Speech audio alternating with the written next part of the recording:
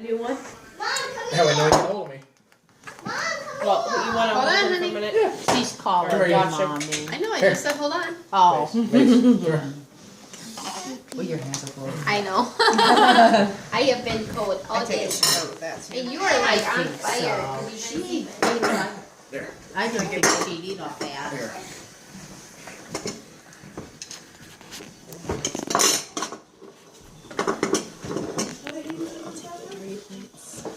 Think so.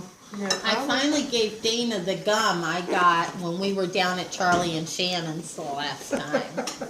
Took a while. We had started this thing years ago, and whenever we'd go out of town, you know, we'd get each other. Like if we went to West Virginia, where we had just gone, we call it West Virginia bubble gum or Florida bubble gum, or you know, I've always gotten it for her, and then she gets me a pack, and I don't even chew gum. And I kept forgetting to give it to her this time. I found it in my drawer or something waiting. Probably stale by now. I says, here, Dana. Here's that gum I got you when I was down at Charlie and Shannon's last fall.